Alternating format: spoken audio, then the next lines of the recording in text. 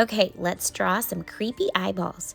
You'll need some drawing tools and some circle tracers. I chose the bottom of a plastic cup for the iris and pupil, and then a lid for the white and bloodshot part of the eye. But really you could use anything, or you could just draw this freehand. You do have this attached to your assignment if you need a guide. And also you've got a jar of eyeballs if you want to just create a million of these. I like to use markers, colored pencils, and then a little bit of water. I'll show you. A regular pencil, a ballpoint pen, black, red also works. I did not have a red pen at my house, so I ended up using a red marker for the veins, and then you can use any sort of black marker. So start by going around the outside of the big part of the eyeball and just sort of draw some squiggly lines. I like to turn my paper as I work, and these almost sort of take on a branch effect.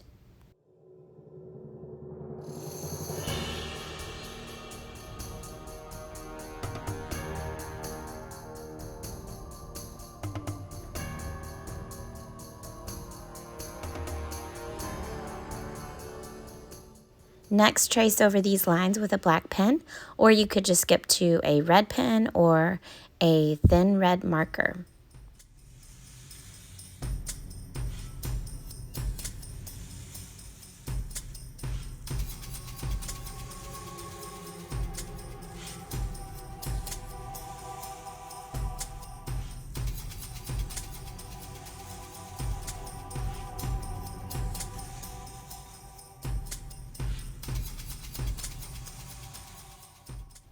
You really can't make a mistake here.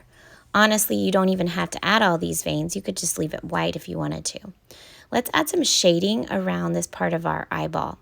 I like to take a pink colored pencil and go around the edge of my eyeball.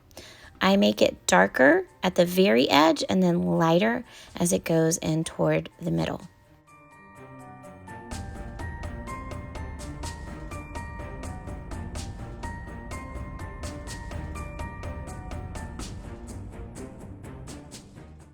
Next, I'm going to use a red colored pencil and just make a darker line all the way around my eyeball so that it stands out and they really look super bloodshot and creepy. Again, you don't have to do this part if you don't want to. And for the final shading, we're going to use that pen again, and we're going to go around the edge sort of in a crosshatch type of shading, which just means you're making small little X's. You're shading one way, and then you're turning your paper and your pen and you're going the opposite way. So again, this can be kind of messy. It's not that really big of a deal. It just adds that depth to your eyeball, and it will make it stand out just a little bit more.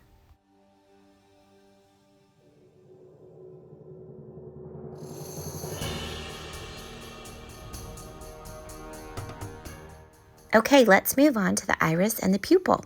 So I've already chased my smaller circle, and I'm going to use some marker, washable marker, some colored pencils, and then a tiny touch of water at the end. If you don't have a paintbrush with water, you can certainly just use markers and colored pencils or even crayons. Just blend the colors together. The more colors you have in the iris, the more realistic it will look. Start with your pupil. I like to just freehand a circle in the middle. If you can find a small tracer, you could certainly use that. Make sure you draw your highlights. I like to draw those shapes first. Make them bigger than you think you'll need, because you could always make them smaller if you want. And then color around them with black. Now for the iris, the color part of our eye, you can just really choose whatever colors you want. You could do creepy colors. You could do your favorite colors. Purple eye would look really cool. Remember that usually irises, there's a dark ring around that color part of your eye. So whatever colors you're using, choose a darker color first and go around the outside edge of the eye.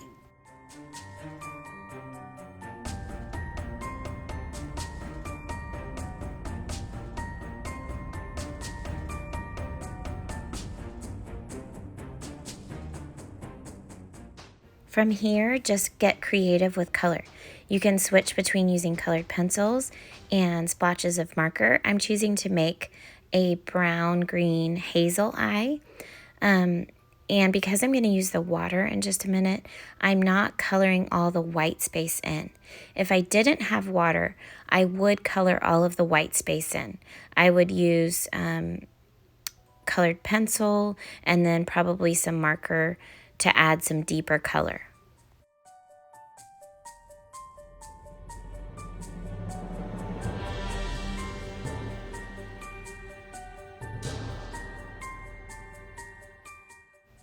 Now, you've seen me use this technique before, and you've probably tried it yourself.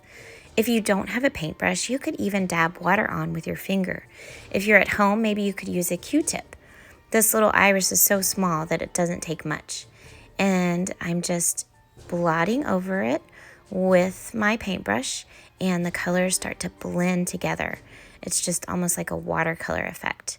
Now you need to be careful because if you drew your pupil in washable marker, which I did, it's gonna start to bleed a little bit into the color. And you know what, that's okay. I think it kind of gives it a really pretty artist effect. But you could always use a Sharpie if you were worried about that. Okay, let it dry and then get back out your ballpoint pen. Oh, this pen has a flashlight at the end, so it's kind of fun to do that. Okay, so take your pen and you're just going to draw lines down from your pupil all the way to the edge of the iris.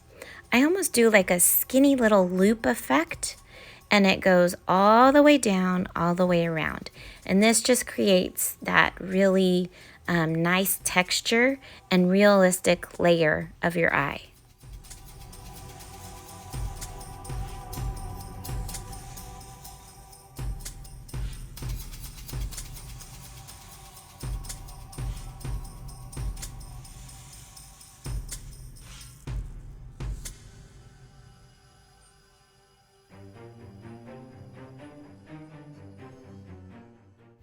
The last step is to cut everything out. Remember to turn your paper as you're cutting a circle. That's way easier than keeping your paper still and making your scissors go around and do all the work. I'm using a glue stick to paste my iris and pupil onto the white bloodshot part of my eye. And there you have it, super creepy eyeballs. You can decorate with these, you can put them on a card, you can scare all of your friends. Just enjoy, and happy Halloween!